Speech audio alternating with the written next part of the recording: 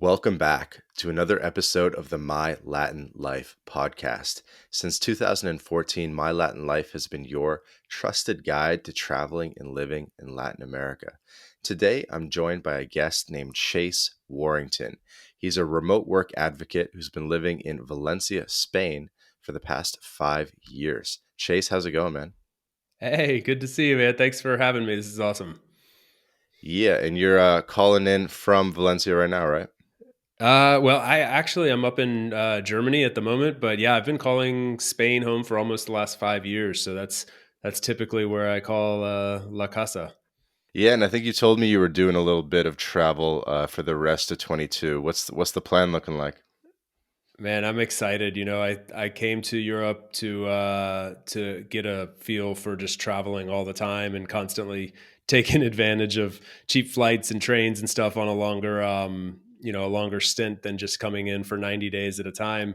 And then, COVID promptly hit a couple years later and kind of stunted that. So this year I'm back to taking advantage of it. And my wife and dog and I packed up and moved around and decided we're gonna drive around Europe and just explore some different places. So currently spending a couple months up in Germany, spend a few months in other parts of the Alps and France, and then have a little bit of an open road ahead of us as far as what the rest of the year looks like. But just a lot of exploring and getting back to what I love doing, which is just traveling and seeing new places and kind of immersing into different cultures and such. So we'll see. Yeah, I've got a short term plan, I guess.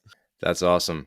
So, for all the listeners out there who are interested in Spain, living in Spain, obviously we talk a lot about Latin America here at My Latin Life, but Spain is, of course, Latin too. And I think we'll do a bit of a deep dive on Spain and just talk about what it's like to live there. So, if anyone is interested in Spain, this will be the episode for you. Love it, man. Sounds great. Plenty to share. I mean, it's such an awesome and incredibly diverse culturally and geographically, and just so many different things to love about Spain. And I'm not someone that grew up like in love with the Spanish culture, infatuated by going to Spain. I Spain kind of chose me, to be honest, and then I just kind of fell in love with it Mm. as time went on. So yeah, man. I mean, I'm more than happy to do that, and I think it'll be a lot of fun. So, what do you mean by that? That Spain shows you? Yeah, so I was looking for an opportunity to come to Europe and spend more than just 90 days here. You can get the Schengen visa, which just allows you to hop in and out, but you only have 90 days, and then you have to be out for 90 days. And I was getting tired of doing that, like literally tired. Like I was moving around, digital nomading with a 50-pound Siberian Husky and my wife and her business on the road, and we were like, this is fun, but it's not really sustainable. So we started looking into long-term visas for Europe and found this visa in Spain that worked for us, which is called the non-lucrative visa. And so we applied for it and got it. And really at the time, like we're talking 5-6 years ago, seemed like the only option. It was the only option that I could find that would allow us to come and live for a longer period of time in Europe. I now know that to be false. There are other options. They're just a little bit more obscure, but this one fell into our lap. We said, "Oh, cool. That's our ticket in," and then we got it. So we got the visa. We were able to come live in Spain for a year, and then able to renew it every year after that for up to 5 years. So that's how it kind of chose me. It wasn't as if I was like, I need to go live in Spain. It was more like, I want to go live in Europe. Where can I go? Hmm. And Spain picked me in that way. That's cool. So you've been doing that non-lucrative visa. You've successfully renewed that like three times at least. Yep. Yeah. Yeah. Actually, so I misspoke a second ago when I said every year. You get it for 1 year initially, and then at the end of that year, you can choose to renew it. If you renew it, it's good for 2 years after that, and then at the end of your third year, you can do it once more, which would get you to 5 years. Which I have done all those things now at this point, and then the next step is to convert to permanent, what's called permanent residency. And No that so way. that's the next step on the path. That's pretty cool. So the non-lucrative, which is basically kind of like a digital nomad visa. Maybe you could break it down, but that eventually Yeah. leads to permanent residency then, eh? Yeah, exactly. So there's multiple paths into Spain in that way, and particularly for anybody that's coming from Latin America, it can actually be really easy. Like, as in, if you were like born and raised, if you have a Latin American passport, they actually make it really simple and expedite the whole. You can do that whole process in just 2 years if you're coming Hmm. from Latin America. For sure. But yeah, I mean the non lucrative visa was designed as a pensioner's visa, like a retiree's visa. So basically they say, okay, you have a fixed income, which for a lot of people would be like their pension or social security, and you want to come live in Spain. You're not going to take a Spanish job because you're not allowed to work with this visa. But you can come here and spend your money. That's cool. The government's happy with that. So they created this visa called the non lucrative visa years and years and years ago. But that times have changed, obviously, and it wasn't really designed for remote workers. It wasn't designed for people that would be working and earning an income from abroad. So now they've come back now and built out an actual digital nomad visa, which unfortunately I just don't know a ton about because I haven't had to deal with it. But what they're Right. trying to do now is funnel those types of people, like digital nomads like ourselves, into more of the digital nomad visa. And that's a little bit confusing because like there's some gray area out there. It's not like completely built yet, so it's sort of like this plane that's being built in the air that you can somehow kind of get on, but somehow not still. And it depends on the consulate that you're applying from. Hmm. So there's some gray area in this space right now. Interesting. Yeah, and so could you give just like a brief synopsis of what the non-lucrative visa is and how it works, so that anyone out there listening could kind of think about their situation might fit it? Yeah, yeah, definitely. So I mean, generally they're looking to make sure that you can support yourself financially. They don't define exactly what that number is, but I've been told somewhere around like 1,800 to 2,200 euros per month, which is roughly the same as dollars right now. Uh, it would be sufficient for an individual, and then like 2,500 to 3,000 for a couple would be sufficient. So somewhere in that range, but it's not clearly defined. They also Right. want to make sure you're not some sort of criminal, so you got to do like a background check, and you have to get like some medical paperwork done. They make sure you're not sick. So you can really just kind of think about it as like they want to know that you're not coming as some sort of burden to the country, that you're basically coming, you're self-sustainable, you have health insurance, international health insurance that will cover you, and you're not a criminal and you're not sick. And that's Hmm. about it. There's a bullet point, some bullet points, that paperwork things you need to check and fill out and stuff like that and get translated. But all in all, I mean, my wife and I set aside like 6 months to go through the process and get everything. And we kind of took our time with that. I mean, I wouldn't say that was like an exceptionally long, like, we if we could have rushed it, we could have done it quicker. If we could have taken our time and done it a little bit slower, but it's a multi-month process. Hmm. And Spanish bureaucracy is not exactly known for efficiency. So, you got to be patient with the process as well. Right. And so the $2,000 ish a month, is that passive income or can that be earned income? You can just say, "Look, I have a job. Here's the money hitting my bank account from my remote job. Boom." More or less, there's not a lot of clear definition around this. So you can actually use all sorts of, and I should also say, like, I'm obviously no expert. Like, this is just my experience, and Hmm. it also varies a lot consulate to consulate. Is something I've been told by the actual pros out there. So like, I was applying in DC. If somebody else applying in Chicago or San Francisco might get like a fairly different experience. So that should be known as well. But Yeah, I that's good to point out. yeah, yeah, it's definitely, and It, it seems to be more and more the case with this transition to the digital nomad visa. So I think that's very important. But yeah, I mean, basically, you can show all forms of income. So like when we went, we showed our savings accounts, we showed our credit card, like that fact that we had access to credit card state. What it would call it, like credit card debt or whatever. Like I could yep. access $10,000 on this credit card if I really needed to. We showed Right. all. We were advised to show all of that. So I got a letter from my company saying, "Hey, this person's getting paid, and like here's his salary. So we were showing like, hey, look, we have plenty of money to come in and sustain ourselves, and that's the most important thing. That's what they're looking for. Yeah, I've actually this is the first time I'm hearing about including credit card balances or credit card limits as part of proof of means, but it makes sense because if you have the capacity to take on like 10, 20, $30,000 on a credit card, that does show some ability to, pay bills if access to cash was limited for whatever reason. So I could definitely see that helping. So Yeah, another reason to just, have a credit card laying around with zero balance. yeah, absolutely, man. It's I thought it was weird too. Like at first, I was like, "Is that real? Like that'll actually count for something?" But apparently it did, and they look at Right. Well, everything. because in other countries, they don't really have as much access to credit cards like that. You know what I mean? Yeah, So yeah, exactly. It's to a to weird us, thing. to us it seems like nothing, but in other countries, it's actually a pretty big deal to have maybe a 10,000 limit credit card. Yeah, yeah, exactly.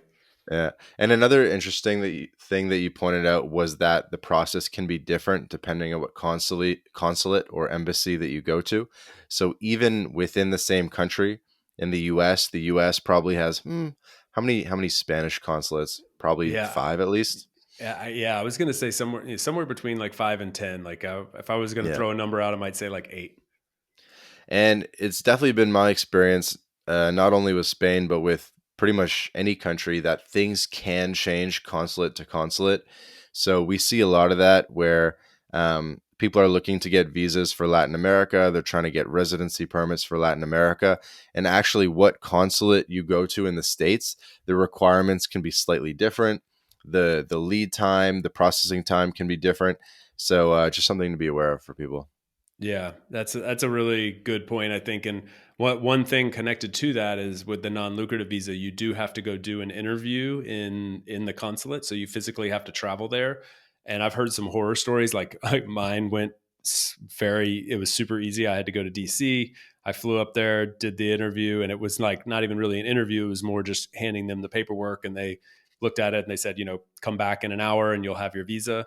But I've heard some people like having to fly from like Denver to LA and then getting there and they were like, oh, you actually need this piece of paper, which you is back in Denver. You didn't know that, but we're telling you now. So then they would have to like come back a second time.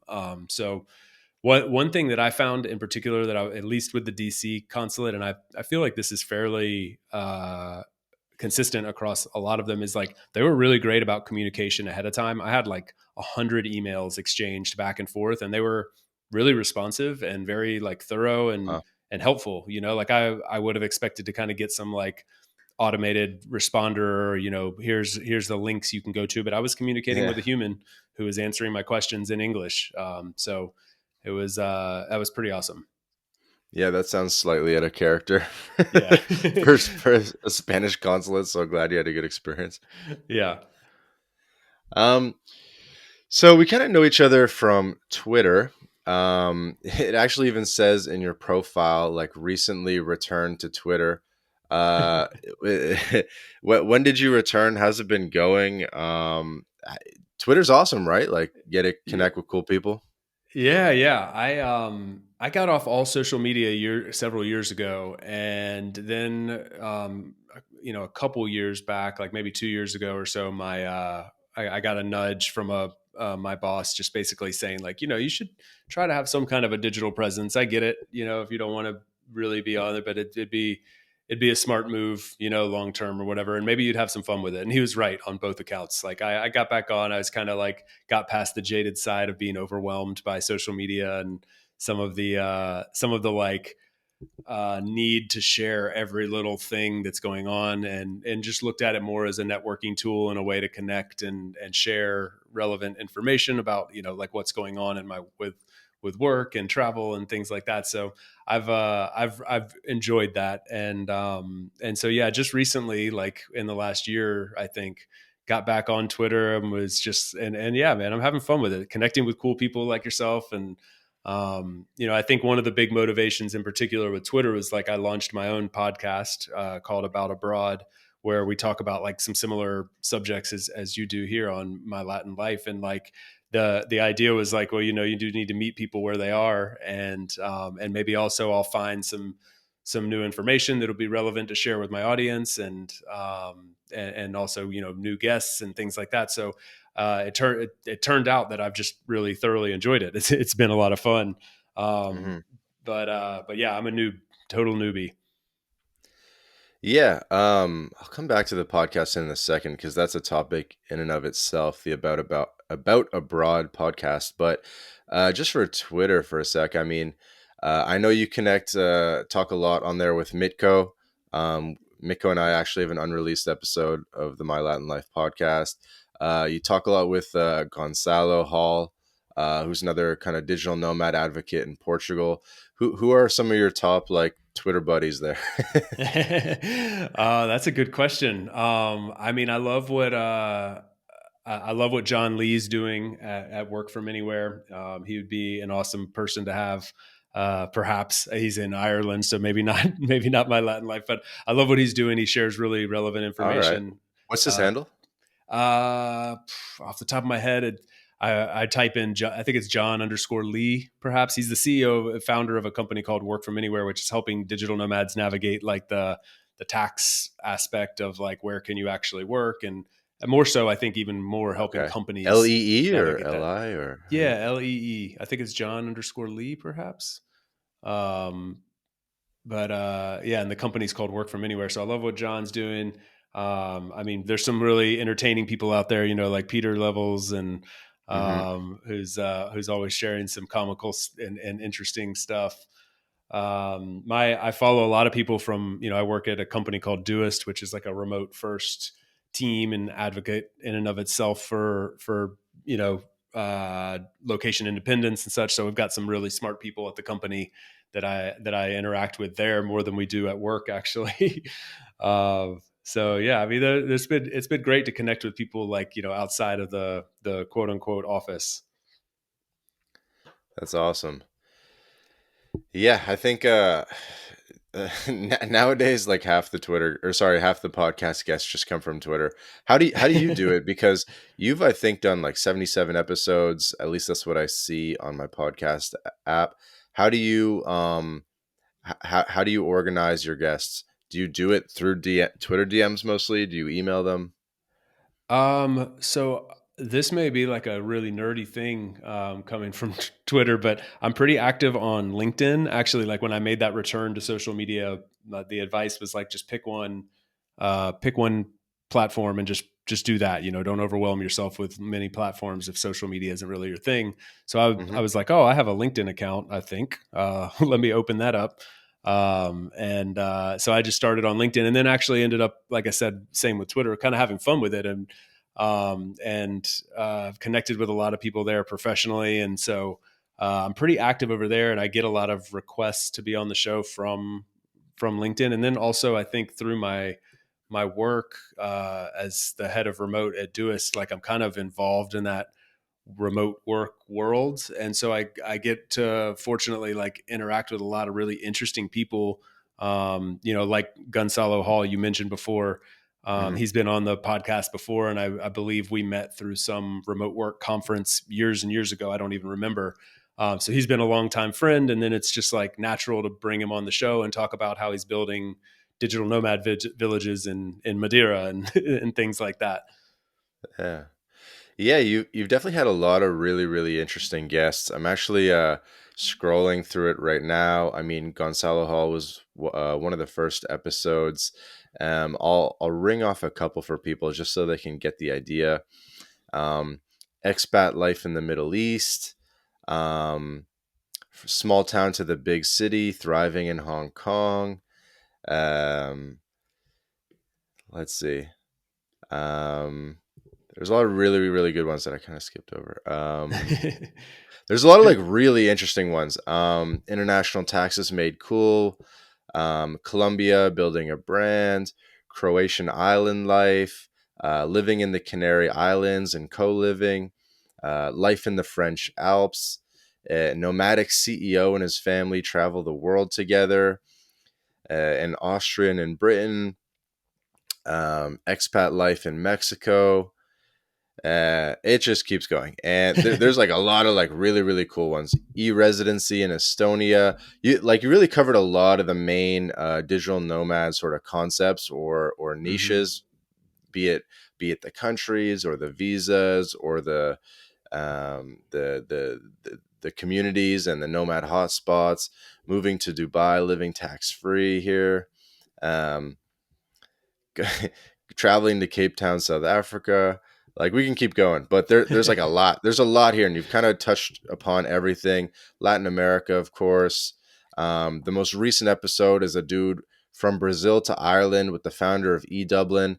I'm guessing this guy helps Brazilian people move to Dublin to study and then kind of like get a job and stuff. What do they do there? Yeah, yeah. I mean, more or less, like he's dude, super interesting. He like moved to from Brazil to Ireland 14 years ago. Started a blog about like what he was experiencing. It turned into a over time into like a massive brand that's got over like I think they've got close to 2 million total followers across all their social media platforms. Their YouTube Wow. channel has like 150,000 subscribers or something.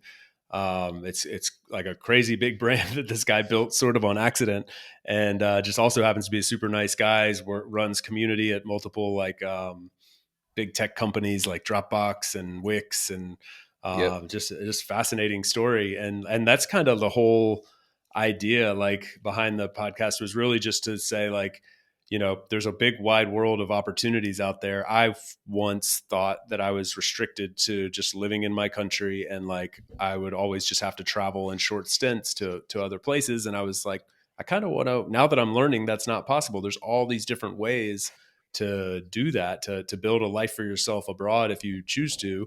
Some of it, a lot of it through remote work, because that's kind of the low hanging fruit and the easy one to grab. But I mean, I've had people on there that are like, yeah, I took a job as a flight attendant, and they moved me to the Middle East, and I lived in the Middle East for 10 years, and now I'm based in Spain. And or people that took student visas and went and did something, and or whatever. There's all kinds of opportunities, and so it's kind of like part talking about the very like boring kind of practical stuff of like, here's how you do it, here are Yeah, the which is steps here. important. Yeah, which is important. Exactly. Like that's the necessary stuff that'll actually get you there, but also like just the inspiration, like, hey, this is possible. They have a digital nomad visa in Croatia now, and you can just go there, and there's 42 other ones where you can go and live and work if you want. And let's talk about how you do that. So I think a lot like you, man. Like we have that passion for exploring and want to open it up to other people who might think it's not possible. Yeah, definitely. And when you started the podcast about abroad, so you started it, I think, back in March of 2021. Was it sort of within your company, Doist, or is it sort of separate from that and it's your own thing? Oh yeah, it's totally separate. It was a side project, just like a a passion project. Like, oh, I love podcasts. I'm probably having these conversations anyway. Like a lot of them are, I'm just genuinely interested in the subject. I'm interested in learning how to make a podcast. And I thought I joked with someone recently. Like I was like, yeah, I thought maybe like my mom, dad, and Nana would listen. And it turned out like some other people chimed in and tuned in as well. But it was started out just as a fun side project. Doist is awesome company that just says like they embrace that there's a life outside of work. You don't have to just slave away at your job and shouldn't have anything else in your life. So they're happy that I have this side project and that I get to enjoy that separately. Very cool. So you've done 70 something episodes. What do you think you've learned? Like what have been your epiphanies in the podcasting world? Man, I mean, one of the coolest things, just on sort of a personal note, is like it's brought out this whole creative side of me that I didn't know existed, which I think is one of the great joys of having a side project. Like we're all probably in jobs that we fell into, think we're good at because we develop skills, and we kind of continue down that same path for a long time. And I was not someone that would consider myself creative. Like that wasn't really my thing. My wife is an artist, and so I probably compare myself to her, and I say, okay, like, yeah, I have zero creativity.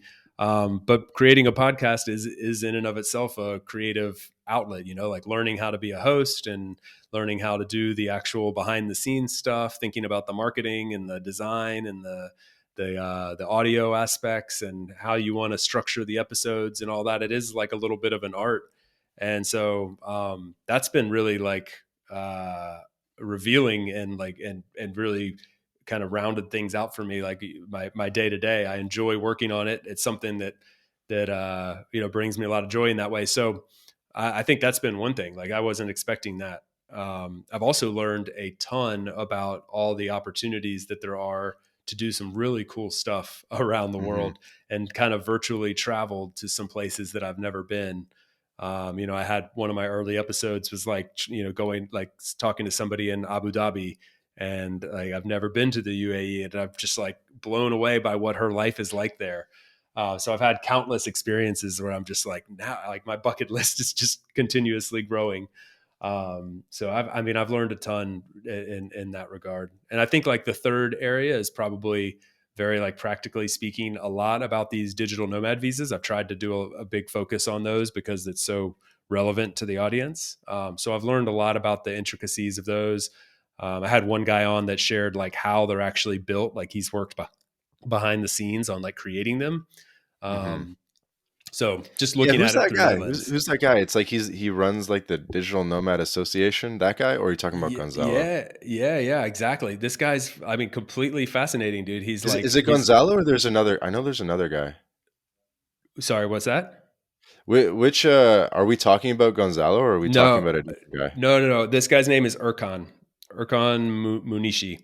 Uh-huh. And he's, Uh-huh. yeah, so he's worked with like, had him on several months back, in season 4, I believe. He basically has worked like with these governments on crafting the digital nomad visas in I think like 5 or 6 different countries, and some that still haven't come out yet, some that are already out. But basically, like just the mechanics of like what they're looking for. Some are looking for tax revenue, some are looking for just like getting bodies through the door, basically like get more people here spending money.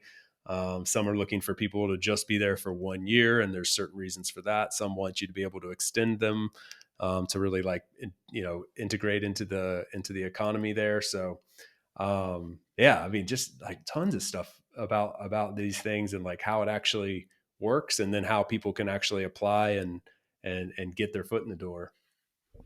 Definitely. Yeah, let's talk a little bit about Spain and just how that's been going, kind of give people a little bit of a inside vibe into what it's like to live in Spain. How did you settle upon Valencia?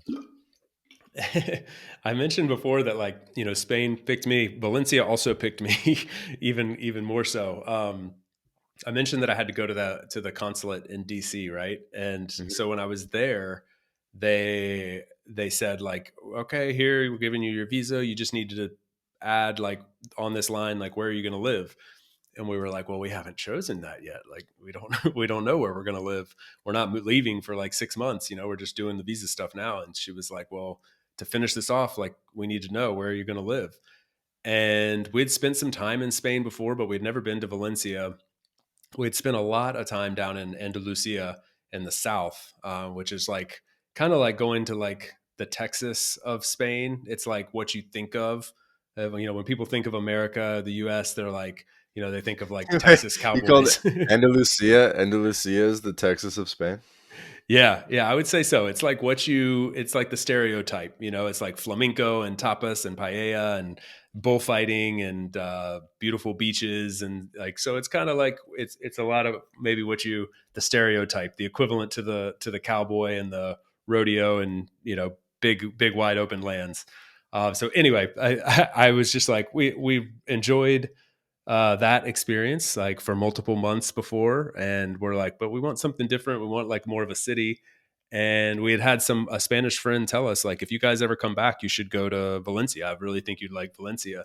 So we just randomly said Valencia at the consulate, and yeah, and then put that down. And we thought we'd go for 3 months. Honestly, we thought we'd like go there, we'd be in Valencia for 3 months, and then we'd move on and go somewhere else. But we got there and just were like, this is awesome. Let's just stay the whole year.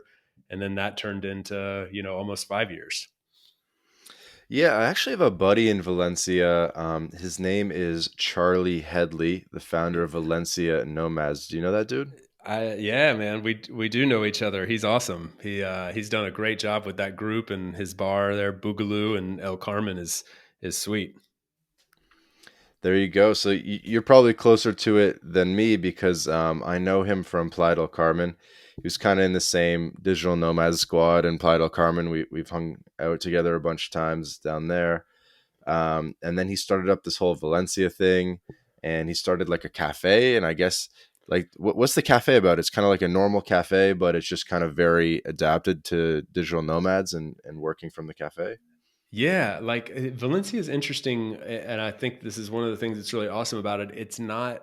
It feels very local. Like when you go to Barcelona, for instance, like Barcelona is an amazing city, but you don't necessarily feel like it's very like Spanish still. Like there's tons of tourists, there's tons of expats living there. It feels very like a very international city, which Hmm. is awesome in its own way. And sometimes in Valencia you miss that. Valencia feels more traditional, more local. You really like. It's not. I wouldn't expect to walk up into a restaurant and be able to speak English, for instance. And when you're walking around in the streets, you just see a lot of locals. There are other foreigners and stuff, and tourists, of course, but it's on a much lower level. So there's not like a huge, like a strong like a group of expats, nomads. Like there's not like one central place where you meet a lot of them or you hang out. Like it exists, Except this but cafe now, I guess. yeah, exactly. And so I think Charlie really kind of created that. There, he created this digital nomads group in Telegram, which at one point had like many thousands of people, which was definitely the strongest virtual place to connect with other nomad types, expats there in Valencia. But then he actually created it, like they bought a little restaurant and bar cafe, turned it into a place where it's open to everybody, of course, but it tends to be kind of a central meeting hub for a lot of foreigners living there. So Yeah. and they did a great job with it.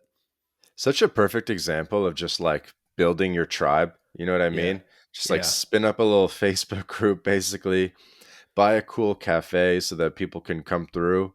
Um, all you need is like a space with an espresso machine and some Wi-Fi, and there you go. You have immediately have a tribe, yeah, and people could do this like anywhere in the world. Like I know even places where you think would be saturated, like Mexico or something.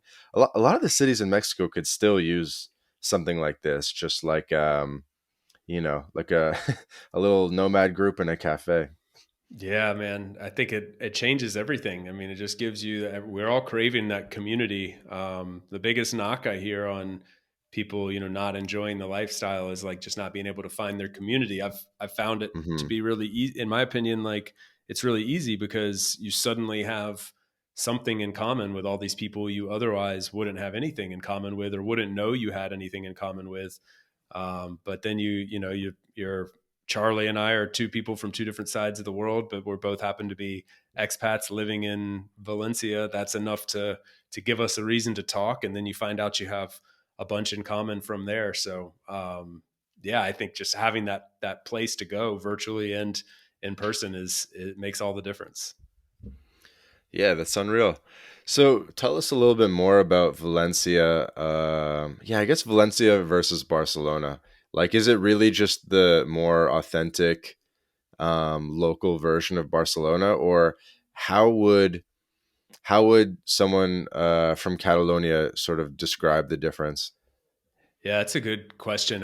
I wonder that as well. I mean, I think like the knock on Valencia, kind of coming at it from the other angle, would be like it's small, it's traditional, it's quiet. Like it's comparatively to a Barcelona. I think it's about 1/5 the population of Hmm. of Barcelona. Which So I is mean, still it's decent. It's still decent. yeah, We're talking yeah. like I don't know, more It's than a still like half a a million million people. person city, it's Yeah, it's not yeah, like it's a it's sizable not a city. pueblo. Yeah. There's a lot going on there. Like for me, it was the perfect balance between being in like a mega metropolis. You get, I mean, there's the cost of living thing. Like you just get a lot more for your money in terms of Hmm. housing, and then you also have like in Valencia. Valencia is the third biggest city in Spain behind Madrid and Barcelona, and Oh so wow. it's the third biggest airport. So you get access to like the rest of Europe super easy. Like I could be, this is one of the coolest things to me. I could be at my apartment in the center of the city and sitting at my gate, like not like through security at the airport, sitting at my gate in like 45 minutes, which is just like you'd be on the train that long just to get to the airport from one of the other two major cities. And then you've got long lines of security and stuff like that. It was just super easy. And then I was popping off to, to Italy and to France and Portugal and Canary Islands, like just whenever you want for really affordable. So that was always a big thing for me. And like the other thing is the center of the city is one of those prototypical beautiful European towns that's just got like Hmm. cobblestone streets and old architecture, and it's very like windy. It was built as a labyrinth to like for like protective reasons, so it's got these like windy Hmm. streets and narrow alleyways and cool tapas bars and like enough liveliness to like keep you entertained, but also just not like a discoteca happening like 24/7 either. So those are some of the things I like about the city itself. And then there are a couple things like aesthetically, like right, like for example, there's a huge 10-kilometer long river that used to run through the city, which flooded. And so they drained it flooded the whole city and destroyed the city back in like the 30s. So they drained it and turned it into this long, beautiful park. They still call it the Rio. So it looks like a river, but it's just all lush green trees, running trails, Hmm. dog parks. There's always activities going on out there, and it leads straight out to the beach. So you can kind of be like in the middle of the city, out at the beach, in this big, huge green area. Kind of all really, really close to each other. Yeah. And how's the beach of Valencia? The beach is fine. It's not. It's not the reason to come to Valencia. So I know, in my opinion, like some people would say, oh no, it's beautiful. I mean, it's a Mediterranean beach, but like just like an hour south, you get down into these smaller towns like Javia, Altea, Calpe, Denia, towards Alicante, and like those Yeah. beaches are insane. Like they're like cliffs, like big high rising cliffs sticking straight up out of the water, like super turquoise water, Yeah, yeah, um, yeah. Where the white sand Calas are. beaches. Yeah, yeah, all those calas, like that's like beautiful beaches. So comparatively, like Valencia Beach seems like, oh yeah, it's just a beach. They've got a little boardwalk with a bunch of restaurants and stuff, and you've got the water there. And it is cool for a city beach, but like to get into that like beautiful Mediterranean style that you're probably imagining, I suggest heading like a little south towards they call it the playa, the what is it, the Playa Blanca. Sure. Yeah, it's like this peninsula thing that sticks out. Yeah, I bet. I mean, as long as the beach is a little cleaner than the Barcelona beach, then Yeah. that's perfectly fine. Yeah, it's probably like somewhat comparable in a way, but yeah, there's city beaches. Like you're there, like I wouldn't go to Valencia for the beach. I would go for the city and then escape to the beach. For sure. If that's what you're really looking for. Yeah, I spent 2 months living in Barcelona a couple years ago. I never made it to Valencia. I only made it as far as like Tarragona and Reus, but I was trying to. But I that was definitely part of my routine. Is I would just take those city bikes down to the beach, get some sun, pop in the water, and I was Nice. working the U.S. time zone, and so if you work for a U.S. company in Europe and you're working U.S. hours, you're kind of working around from around 2 p.m. to 10 p.m. And so it's just perfect amount of time to get up in the morning, have a coffee, bike down to the beach, go chill at the beach, maybe get some errands done, head back, start working. Yeah. Oh, that sounds perfect, man. That's not a bad schedule at all. I love it. It's a fun lifestyle. Like, and you can enjoy the mornings are active, and people are, that's another thing I really like about like Spain in general is like people are up and active, and like there's you have the stereotype around like the siesta and the afternoons can be a little sleepy. That's true, but Like it's a vibrant lifestyle for sure. Have you made an effort to learn Catalan or at least Spanish? Yeah, I speak Spanish, I guess, well now. They in Valencia, they actually have an official language called Valenciano. Mm. That's Which is like a slightly, dialect of Catalan. yeah. I mean, if you say that to a Valencian, they say no, it's an official language. Catalan would say, "What? Valenciano exists? Isn't it just Catalan?" So I don't know what the truth is there. I don't speak either, but you don't. It's not like in. That's a big difference between Valencians and Catalans. Is like you when you're in Valencia, you don't speak Valenciano. Like the road signs are in Valenciano and official paperwork and stuff, but they don't expect you to speak it at all. Whereas, like when you're in Barcelona, you might encounter people that speak Spanish and Catalan, but they refuse to speak to you in anything other than Catalan. Okay. So I'm reading the Wikipedia for Valencian language. The official historical and traditional name used in the Valencian community to refer to the Romance language, also known as Catalan. Okay. I wonder if I Yeah, I don't. read the Spanish version, it would say something different. Yeah, I would love to see it too. Yeah, I mean, on like on official paperwork and stuff, it says like Valenciano, or if you're talking to somebody, they'll say like, "Oh, drink," like, "Yo, we're gonna no, this is in Valenciano." Um, Okay, so it says in Spanish, it says lengua romance hablada en Valencia, como en Cataluña, yeah, Islas Baleares, blah, blah, blah, donde recibe el nombre de Catalán. So I think they are kind of in agreement that it's the same thing. yeah, I think one thing that's cool about Valencia is it seems to be like one of the main ports of entry to the I guess Islas Baleares. I don't know how to say it, but like yeah. to Mallorca and Ibiza and stuff like that. A lot of the ships leave from Valencia, right? More than Barcelona, I think. Yeah, it's a huge port city. I don't know, like comparatively, like what the exports are, and like the and Right. I which one meant has like more passenger routes. traffic. Like Yeah, if someone was gonna go to Valencia, then they could like hop on a little ferry totally. to Mallorca or Ibiza, right?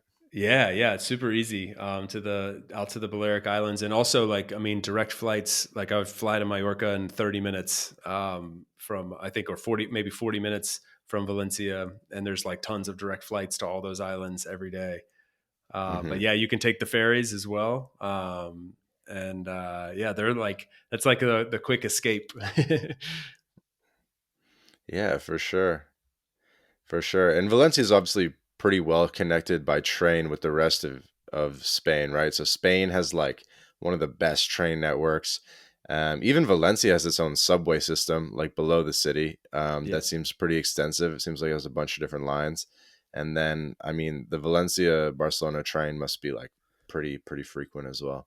Yeah, they have a fast rail system between like high speed rail system between Madrid, Valencia, and Barcelona. So like you can get from Barcelona to Valencia and vice versa in 3 hours, or to Madrid and Valencia are connected, and I think it's an hour and 40 minutes.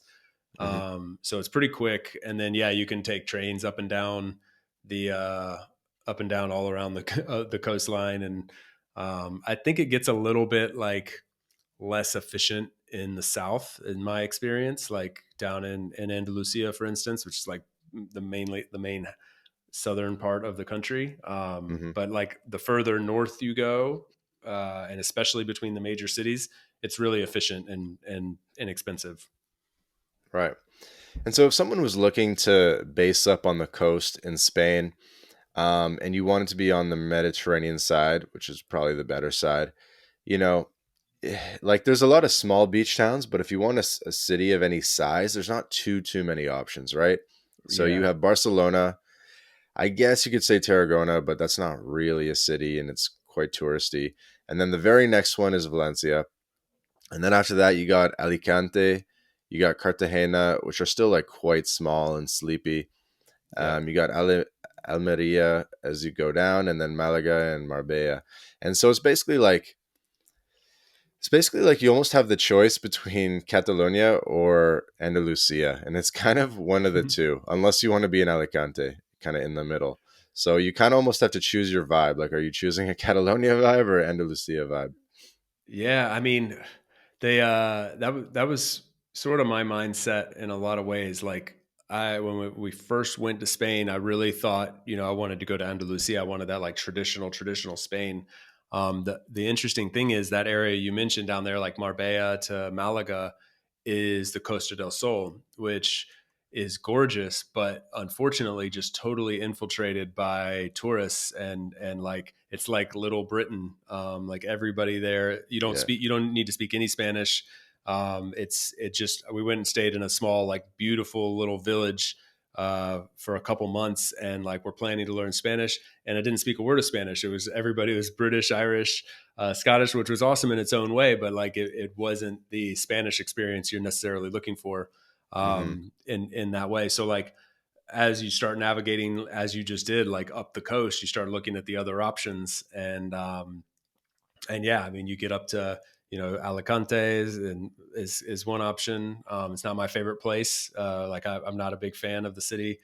And then yeah, I mean Valencia, Barcelona, and then really like a huge difference between Valencia and Barcelona when you get down to those two, which is exactly what I did. Like, should we put down Barcelona, or we've already done Andalusia? Should we do Barcelona or Valencia? The reason we chose Valencia is because we wanted to learn to speak Spanish and not have it be Catalan as the primary language. We probably still would have learned some Spanish in Barcelona, but I think we were really aided by being in Valencia in that regard.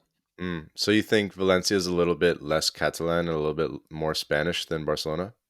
To be honest, this is the first time I've ever heard somebody refer to Valencia as Catalan. Like they definitely do not in Valencia. It's its own region. Like Valencia is like a Right, state, right, right. a city, and a county sort of. So they totally like they say, we speak Valencian and Spanish, and they would like differentiate themselves from the Catalonians, which might be harder for like outsiders to see. It might seem a little weird, but yeah, totally. Like you you don't like. I never spoke a word of Valenciano or Catalan in Valencia. Interesting. Yeah, All right, let's talk a little bit about prices. I think digital nomads love to know kind of how cheap a place is, blah blah blah. And my strong suspicion is that Valencia probably has one of the best like ROIs or value ratios, um, possibly in all of Europe. yeah, Because my suspicion is it's quite cheap. Barcelona's already like pretty cheap for an American, and then Valencia, I'm just guessing, is significantly cheaper than Barcelona.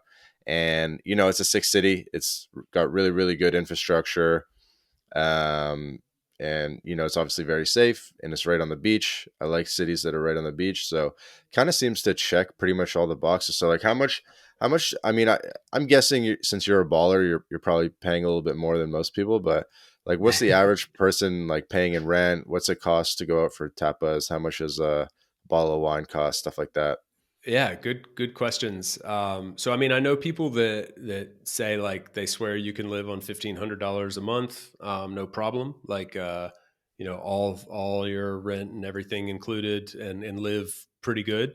Hmm. Um, and I could see that for sure. Like especially if you're like sharing an apartment or something like that. I think for $800 to $1,000 a month, you can have like a really nice apartment in the in a great area of town, with all your bills and stuff covered. I would venture to guess like that's about, you might want to double that in a place like Barcelona, but I haven't lived in Barcelona, so I don't 100% know. That's just a gist that I've gotten from talking to other people who have made the move in one direction or the other. And then like when you go out to eat, like when my wife and I go out for dinner, like I'm going to expect to spend like 25 to $30, something in that range, for a handful of tapas and maybe some drinks and stuff like that. So like going out to get a beer is about $2 to $3. A general tapas like to share between two people might be 4 to 7 or 8, something like that. Um, One of the major things for Americans is like if you're like kind of more permanently there is the health insurance, which is just crazy, which isn't like specific uh, to Valencia, but I mean like in terms of what we are used to paying in the U.S., like you could pay $75 to $100 a month for like full coverage, like no deductibles, no co-insurance, none of that, which is like impossible to imagine coming from the US. So all those things combined, like I calculated, it's all in all like about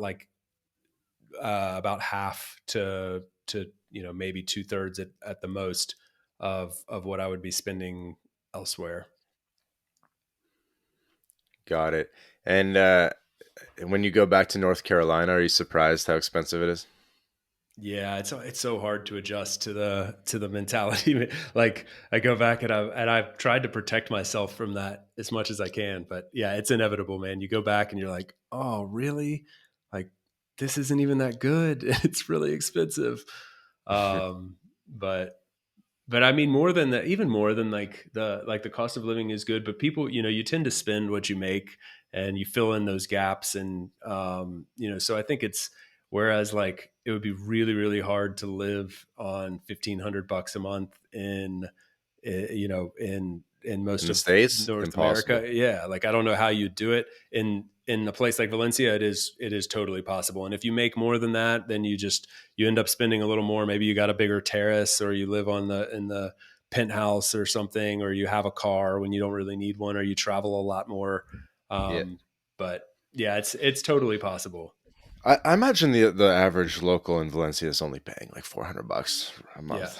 Yeah. I mean, I have local friends there that pay for like 350, 450 a month. And actually, I mean, I know someone who rents like a room in a big house with lots of other people, and I think it's like $100 a month, Yep. something like that. So yeah, I mean, you can go as that's outside Valencia. It's in a pueblo, but like you can totally go there and live pretty well. And that's, I mean, again, we're talking about like the third largest city, in the country. Like if you go out to the smaller Yeah. towns where a lot of the charm and magic is, um, there can be a lot to discover there for really affordable. And actually, I mean, that's something we should talk about. Is like we've talked a lot about like the Mediterranean coast, but actually, like the Pyrenees are in Spain, and they're incredible.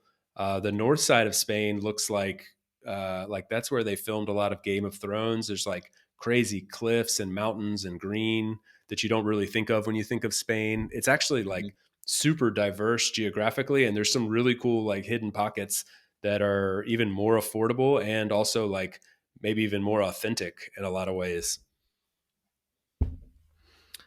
Yeah, definitely, definitely.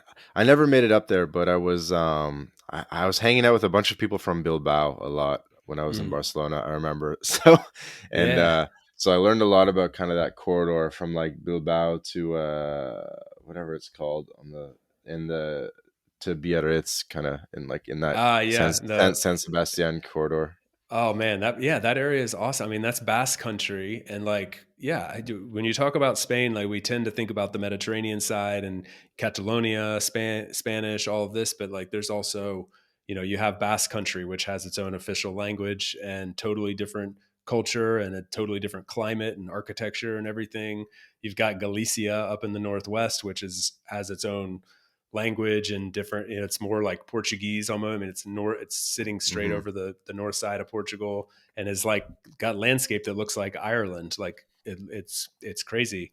And so you have all these like pockets where there's like literally there's different languages, there's different histories, totally different cultures and food and stuff, and different weather. I mean, it's pretty wild. So tell me this, when you're in Valencia, where do you get your fruit and vegetables? There's a couple little like there's like the Mercado Central, which is just from my apartment, was about like a 5-minute walk away. So Hmm. occasionally there's lots of like fruit stands. Like it's just on every single corner there's a fruit stand. So you go just like pick up a couple quick things there. Occasionally, like at like a regular like supermarket, if you're just like they do have those like the equivalent of our normal supermarket. I had one a couple blocks away. So yeah, I mean, you have your options, but I mean, I prefer to go to like the little local market, get that traditional kind of feel, Mhm. talk to the abuela, get my oranges from the same lady. Uh, And how much better is the food and how much cheaper is it?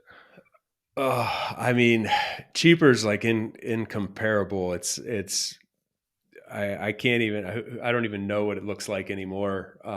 Going on like a normal shopping run back home, but I mean, I would expect that it's probably half of what I would spend on groceries, if not more. If not even more significant than that. Um, and yeah, I mean the quality depends on what you're looking for. Like the seafood's really awesome. Coming from the Mediterranean, and uh, I'm vegetarian, so I actually don't eat a lot of like meat. I eat a little bit of seafood occasionally, but like there's people love the jamon and the traditional Spanish food. So yeah, man, you won't be like for wanting if on the food aspect. Yeah, when I'm back in North America, it's always upsetting that broccoli is $5 for like a little God. thing. Oh man, that's so hard to understand. It's your mind shifts, right? Like you forget what used to be normal. Yeah. Yeah, I think people really do like to hear about the cost of living and stuff like that because if you can show them that, oh, you get to live in a picturesque Mediterranean city, amazing trains and this and that, and you get, real organic fruit and vegetables that are not only like clearly objectively better, but they're also like less than half the price. It really, once you start stacking all these little benefits, you start Americans, I think, really in the past year have really started saying, "Why the hell do I not live in Europe?" Yeah. Yeah, man. I mean, something that's interesting, it would be interesting to talk with you about on that note is like, so I didn't really know, like, I thought of Spain as like, before coming to Spain for the first time, like, thought of it as like Europe. And I thought generally Europe is kind of expensive. And so when I was like first starting out on my digital nomad journey and like on a pretty tight budget, my mindset was to go to Latin America. And I went to Latin America and then eventually made my way to Spain. And like I had already traveled a decent amount in Europe before that. Um, and so I had this mindset that like, I'm just going to need to like really figure out how to make it work. But I was shocked that Spain was basically more, I mean, when I added up my expenses, like it was on par with Latin America. And in some ways, even like cheaper. Hmm. And that was kind of mind blowing, and a pretty special thing about Portugal and Spain compared to like I'm in Germany now, and like it's much more expensive. Like just your day to day, your grocery store run when you go out to dinner or whatever, it's much more expensive. But anyway, I think that's something like worth mentioning. Like yeah, it's European, but it's not necessarily like the same cost of living as you get in other parts of Europe. Yeah, I mean, Southern Europe is surprisingly cheap.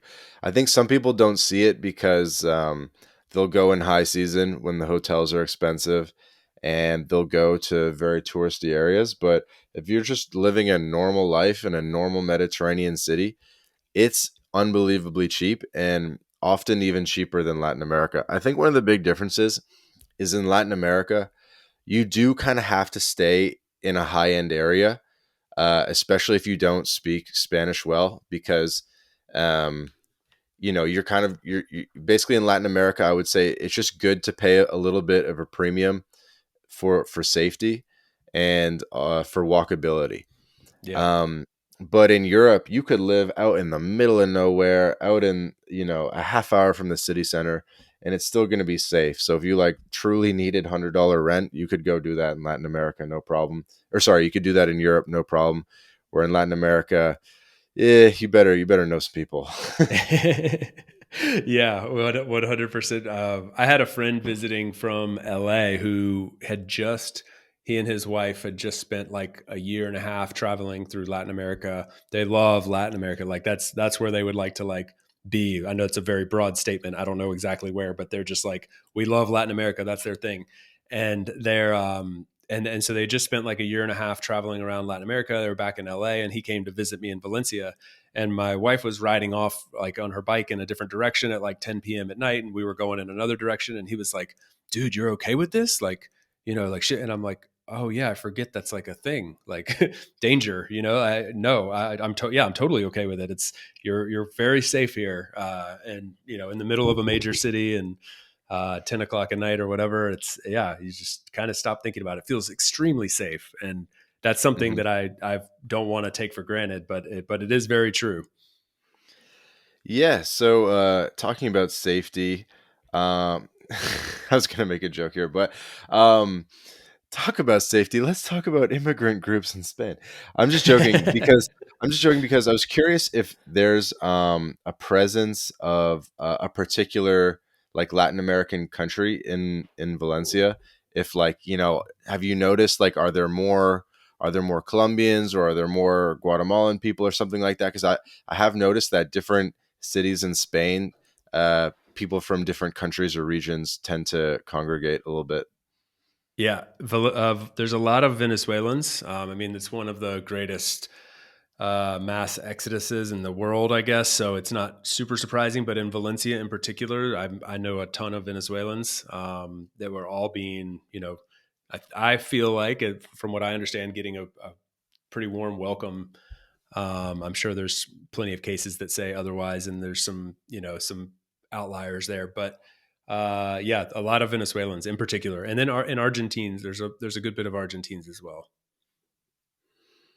Okay, interesting. There's Yeah, actually a major city in Venezuela called Valencia. yeah. Oh, that's is there? I didn't know that. Yeah. Yeah, Um, I met a lot of people from there and learned a good bit about. I've never been, so I learned a good bit about Venezuela. One of my first episodes on the podcast actually was with my friend who kind of had to like escape Venezuela, and remote work kind of like saved him and his family by getting him, this opportunity. But I mean, it's crazy what's happened there, just with the hyperinflation and horrible management by the government. And I mean, just I know some people who have some pretty sad stories. Kids who are living over here now, 20-something-year-olds, and their parents are back there, and mhm. so it's Yeah, I met a one thing. lot in Barcelona because a lot of them would either have Spanish or they'd have an Italian passport, and that would kind of get them over to Europe. Yeah. So I think I met like a whole squad of Venezuelans, and they all just had Italian passports. everybody's 1% Italian. You get a passport. Yeah. Yeah, Yeah. I think that was one of the biggest realizations I had when I spent my time in Barcelona was just that how many Latin Americans were there because I met people from literally every Latin American country, and so like it was crazy. You'll see people from Argentina, people from Honduras, people from Ecuador, like literally everything, and they're all kind of like living together in Spain, and they all kind of have a bit of a bond. And to be fair, like I mean, it probably is worth noting that some of them do have like dubious like immigration status. I remember I had to go to Italy after Barcelona, and I wanted this girl to come with me. I was like, "Baby, come to Napoli, blah blah blah," and she's like, "No, I can't get on a plane." She's like, "I have to stay in Spain. I'll take a train maybe." But I'm not getting on a plane. I was like, "Oh, true, I forgot." And I met so many people, and what they would do is they would like they'd get like an education visa and they'd come to Spain for university or whatever it is and get like kind of like a 2 year thing and then they would just stay and they Yeah. would just stay and then they've been in Spain for like years and years. Um, Not Dude, to say that's good or bad or whatever, but just pointing out like a I very very common dynamic. Yeah, sorry to interrupt it. It's just it reminded me. It was so funny. I met an American guy who, like, his mom had moved to Spain 30 years ago or something, and he lived in, I want to say, like, lived in Miami. And he's like, yeah, I just hop over here all the time, come see my mom, and it's like stay, for 6 months. I stayed for a year one time. Blah, and he's just going on. We're like, oh, okay. So you just how'd you figure that out? Like, do you get some kind of visa for that? And he's like, what do you mean? Like, he's like, I just come in the country, and I'm like, but yeah, but you can't stay past 90 days. He's like, huh, never knew that. Uh, and he'd done it plenty of times. So it's kind of, the joke is like, the immigration is pretty lax. Like, I've heard people say, like, if you're going to enter and exit with a dubious visa situation, like Spain is probably a safe bet to do that from. But so I think a lot of people do, and it's just kind of like, I mean, I've walked through customs so many times with like my documentation out ready to go, and they just like grab the passport, stamp it, and you walk right by. They don't even look. So Dude, take that for what Spain, it's worth. dude, Spanish police, I have no idea what's going on. I don't know if I should tell this story, but when I was living in Barcelona, I was hanging out. I kind of made friends with a group of people, with a group of graffiti artists. And so they were all graffiti artists. Barcelona's a big graffiti hub. And they're all into art and all stuff like that. And they were even so intense that they were the type of guys that would they'd go in the subway tunnels and they would like do art in the tunnels, and they'd be like going around the subway system and stuff like that, which in a normal country would be like a pretty big offense. You know what I mean? Yeah. And so what they would do though is if they ever got caught by either the transit police or by the normal police while painting the streets, is if they ever got caught, they would just they would just put on their French accent and they'd start kind of speaking French. and then they'd be like, look, I'm a foreigner, blah blah blah, I'm just on vacation. And then the Spanish police would basically just let them go, because they're like, oh, I don't want to deal with this foreigner and all the paperwork that it takes. And so they would just let them go. And I heard about this happening like several times.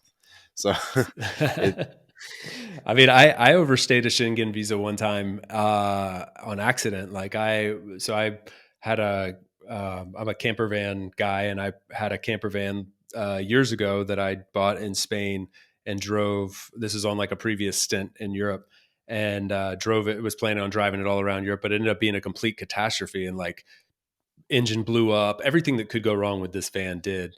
And so I ended up on this. I had like 8 days to get to the north of France to catch a ferry to leave the Schengen area. And instead, I, my this van just kept breaking down, and it took like over 40 days. So I get to the French border and like have to get on this boat with the van, and there's like 8 French border patrol police like inspecting the vehicle and looking at all my documentation. And then they were finally just like, okay, you could go on. I was like sweating bullets, like thinking, oh, I'm going to French jail for sure. And I had a good excuse and story to back it up in case, but who knows? I didn't know how that would go, but they didn't notice, and on we went. And you know life went on. But Yeah. So long story short, Spain's actually like pretty chill from like an authority and rules perspective. yeah, yeah, definitely. I think it's pretty chill in a lot of different ways. The downside to that is like it leaves a lot of gray area. So like, you don't know. Sometimes you just don't know where the rules stand, and you think people are going to be relaxed about something, and then you find like you don't. They're not, and or the rule says like, oh yeah, it's this or that. It gives you kind of a gray area to work with, but you're not quite sure if you where you stand in that gray area. So that can also be a slight downside. But generally, I mean, I love the vibe. I love the tranquilo mentality. They definitely live that vibe. For sure. So yeah, I had a question about what would happen once you get your permanent residency. Would anything about your personal planning change, either from like a tax perspective or a where you're going to live perspective? I guess from there you could maybe once you're a permanent resident in Spain, that probably finally opens up more travel opportunities within the Shenzhen. What do you think the permanent residency is going to change about your life? Yeah, so there's two options you can do when you transition to permanent residency. There's one called the EU Larga, like the Larga Duración. So like you can Long become duration. a yeah. So you basically like become a EU resident um, through Spain, or there's the Spanish Larga Duración, which is like you just become a long term resident of Spain. The process is not that much different, but it's slightly more challenging to get the EU Larga. Hmm. But with the EU Larga, you actually have the ability to change countries. Like with either, of course, you can just travel anywhere within the Shenzhen as much as you want. But to actually like establish yourself and live and maybe get work or something like that, you're limited to Spain unless you get the EU version. So I'm going for the EU version, so I have the options. And then yeah, then I don't know. I mean, we're kind of evaluating different opportunities if we want to try living in other countries or stick with Valencia in Spain. It's sort of like there's not really a lot of reason to leave and change, and at the same time, it's it's a big world, and kind of want to experience other places. So yeah, I don't know what it'll change yet. We've got that's I think part of the experience this year is just like traveling around, experiencing some new places, spending some significant time in a few different countries and learning a bit of Hmm. the language and seeing how we vibe. So yeah, we'll see. It's a big question mark for me right now, honestly. Yeah, it definitely makes sense. I know that for healthcare, there's like a national healthcare card, and then you can get like an EU wide healthcare card as well. So something I did. There is like Spain has a great national healthcare system. I've had Spanish people tell me it's one of the best in the world, and I don't hear many people complain about it. Um, but on the visa that I'm on, I don't have access to it. Like that's one of the quote Right. unquote downsides of the So that'll change. yeah, so that will be something that changes. So I have private insurance. But that said, like I know a lot of people that have private insurance, and because it is so inexpensive and it does like expedite things for you, even for like Spanish locals, a lot of people will get it anyway. But that covers you throughout Europe as well. So that's noteworthy, I think. Right, right, right. Yeah, I've been looking into the Portugal programs, and they were telling me like, oh, okay, we can get you your Portugal healthcare card very easily, but if you want to get the European healthcare card, it's just going to take a couple more weeks on the Okay, ground and stuff like that. And I was like, okay, okay, well, I probably want that European one, that's so cool. that when I go to Germany, like yourself, I'll be good, etc. Oh, that's awesome. That's Yeah. that's huge. And then, like, I assume you don't have a driver's license yet in Spain, or do you? I do. I had to go through the process of doing that. After 6 months being in the country, your home driver's license is no longer valid, and Right. so I actually got a ticket. That's one of those funny things. Actually, it's what I was thinking of when I talked about the gray area. Like, yeah, that's written in the rules, but everybody says like, yeah, well, the Spanish police aren't going to care about that. Well, they did when I got pulled over, and they gave me like a pretty hefty fine for not having the right driver's license anymore because I'm a resident of Spain, so I should have a Spanish driver's license. And it's not an easy process. I went through it; took me many months. I had to go back to driving school and to pass all these tests and pay all this money. And anyway, eventually got it, but it was a bit of a pain. Mm. And when you get the permanent residence, do you think you need to update the driver's license to like reflect your status? I would assume so. No, because it's two different cards. Like they look really similar, but the identity card so I have No, I like know it's a a different card, but I think your driver's license probably says like resident foreigner or something on it. I And don't then I there's don't probably think like so. an updated version of the driver's license that has like a newer status. This is just a guess. Yeah, it could if it is. I'm not sure. They told like the rule is you have to. It's good for 10 years, and then that's the standard is that it's good for you just renew it every 10 years. But and as far as I know, it doesn't say anything about uh my like immigration status or whatever. But it may. And I'm Okay. just not sure. I don't have it on me, or else I'd pull it out right now. Okay. And let's do a couple more questions around sort of residency and citizenship there. So you've been in Spain for like 4 or 5 years now. Are these years under the non-lucrative visa, do they count towards citizenship as time on the ground? They do. Yeah. Unreal. So you must pretty much be there. It sounds like you'll probably be getting PR and citizenship around the same time because I'm guessing citizenship is 5 years. So it's 10. So it's like Oh, five is it? years. Yeah. So it's, I mean, and this could be different for different categories, but at least in my case, it's 5 years of, what's it called? Temporary residency, 5 years of permanent residency, and then citizenship after that. Okay. Yeah, that does kind of ring a bell that Spain is a little bit longer.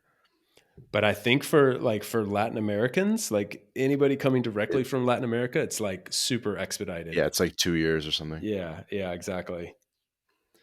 Okay. And so is the rule for the permanent residency, it's like 5 years of temp and then you get PR? Correct. Yeah. As far as I understand, I mean that's in my situation that's the case. Yeah.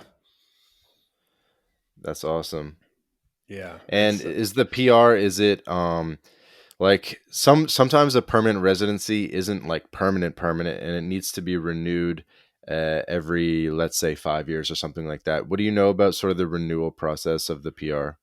Yeah, that's my understanding as well. So it's basically PR is good for 5 years, and then you have to that the next time you go in is when you would be going for citizenship, and or if I understand correctly, you don't necessarily have to go the citizenship route. You could just continuously extend the permanent residency.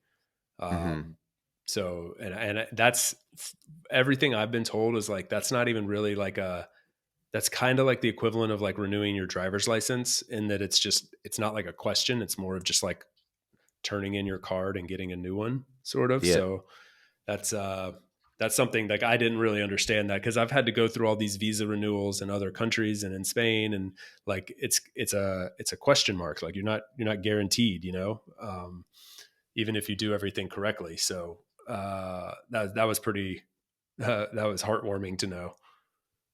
Yeah, absolutely. Would you do Spanish citizenship? Would you naturalize?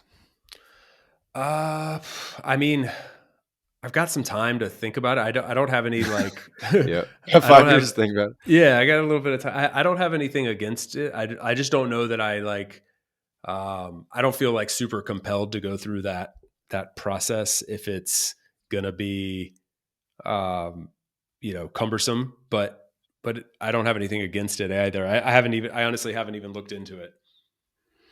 The only issue that I'm seeing here, at least according to Wikipedia, is that foreign nationals who acquire Spanish nationality must renounce their previous nationality unless they are natural born citizens of a Latin American country, Andorra, the Philippines, Equatorial Guinea, or France.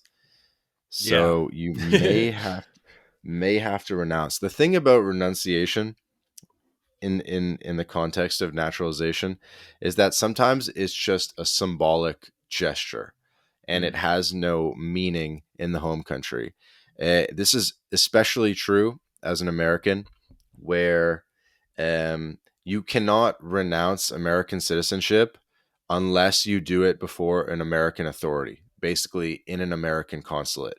So when Americans naturalize in a foreign country, and a lot of naturalization programs, they do say that you need to renounce, that you have to make like sort of like an oath of renunciation, but the US, I guess Supreme Court or whatever the US body, has repeatedly stated that that oath has no effect um, regarding your US status unless it was like truly done in front of a US authority.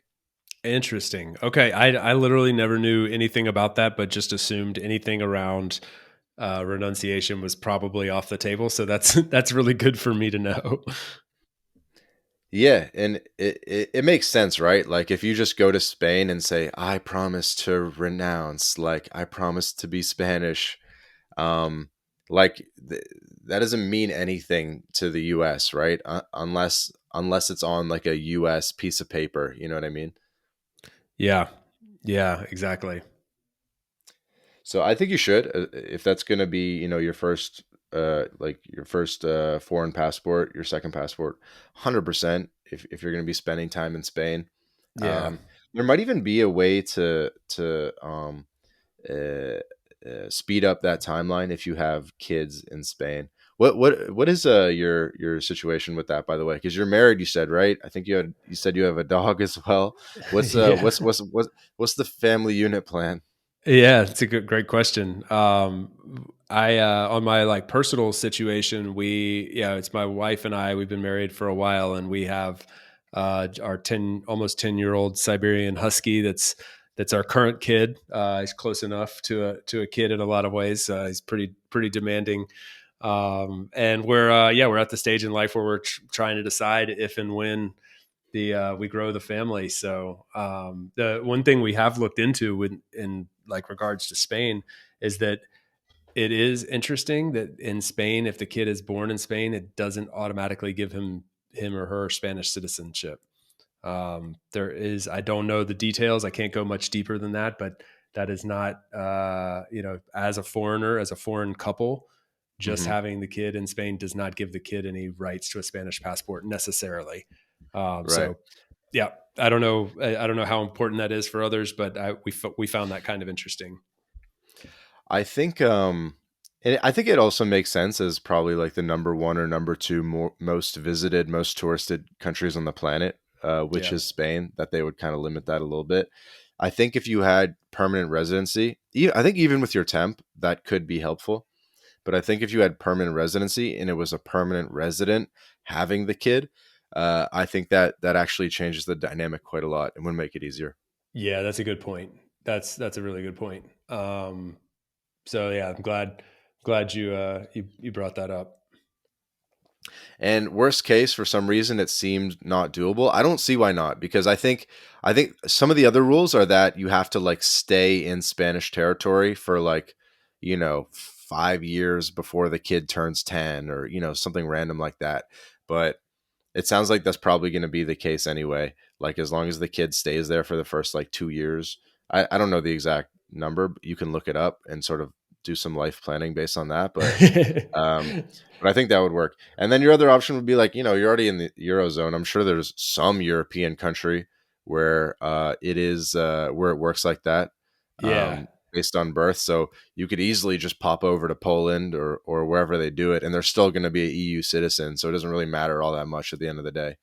That's a great point, man. Yeah, I think it's smart to have, times are weird. Like you don't know what the future holds, and it does not hurt to have a second passport if you can finagle it. For sure, because your kid will be American regardless, even if they're not born in the US, because you're American. You do what's called a consular report of birth abroad, CRBA. So you're just going to do that form. And if you want them to be American, they'll be American. So there's obviously there's, personal reasons you might want to do in the States so that, your parents can be there and the fam and all that. But from a citizenship perspective, there's really no benefit to doing it in the States. And actually, it's better to do it not in the States. It'd be better to do it in Europe. I think one of the other things that's cool, I think I mentioned this on a podcast before, but the best version of American citizenship is an American that was not born in the States. And I'll tell you why. I'm So, curious. okay. So we know that as Americans, we are penalized in a couple different ways. It makes it a little bit more difficult to open international bank accounts. Um, there are certain ways where being an American is a little bit penalized. You know this, right? Because there's Yeah. FACTA, and some banks don't allow American citizens, and there's other sort of like just different uh, encumbrances that happen, sort of similar to that. So but we know at the end of the day, it's still also good to be American, right? There's obviously benefits, high salaries, still a decent country, blah, blah, blah. So the best version of being an American is an American that wasn't born there. And the reason why is that if you look, let's just say your kid, Chase Jr., is born in Spain, right? We'll Yeah, call him sounds Casa. good. You should name your kid like Cazador, which would be like chaser, chaser in Spanish. Um, sorry. So so let's just say Chase Jr. is born in Spain. If you looked at his passport, it would not say U.S. citizen on it. It would just say Spanish citizen on it, right? Yeah. But yours, if you had a Spanish passport, it's going to say born in USA from America, right? On your Spanish passport. That's what it would say. And so if you went to, let's just say, a European bank and try to open up a bank account and they ask for your passport, you give them your Spanish passport. They look at your birthplace. They go, "Oh, you're born in the United States." And you go, "Yeah." And they go, "Sorry, we don't open accounts for Americans." Hmm.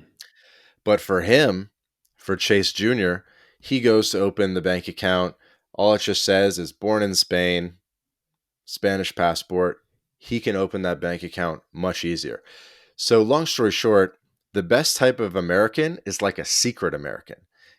Dang, man, that's genius. Oh man, I mean, I'm sure people out there listened and learned a lot. I definitely did, and I've like studied this stuff a lot. Like it's not my skill set. I'm not a pro on this on the tax, finance stuff at all. But like you kind of have to become at least an amateur one when you do this for enough Mm-hmm. time. And Mm-hmm. but I just learned a lot. I mean, you got a wealth of knowledge on this stuff, so that's awesome. Yeah, being a digital nomad is definitely a rabbit hole, and Yep. there's definitely a lot to learn. Yeah, absolutely, man. Absolutely. I could continue picking your brain on that stuff for a while because it's super valuable, and it's how you make this thing sustainable. Yeah, absolutely, man. Looking forward to collaborating with you in the future, Chase. Maybe I can hop on an episode of the About Abroad podcast. That's Chase's podcast that I encourage everyone to go check out.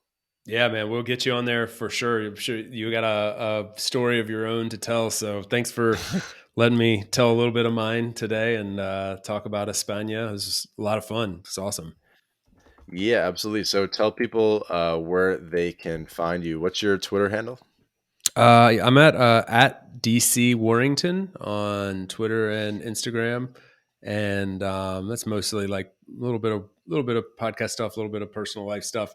And on LinkedIn, you can find me Chase Warrington. I talk about a lot of remote work things there. My day job is head of remote at a remote first company called Doist, and my job is to kind of like make sure that remote work works, and talk about how we do that as a globally distributed team. So I talk a lot about that stuff there on LinkedIn. And then the podcast is aboutabroad.com. You can find it everywhere where you find your podcasts, but the website's got all the information, aboutabroad.com. The kid from North Carolina, Chase Warrington. Thanks for having me, man. It was awesome. I had a really good time.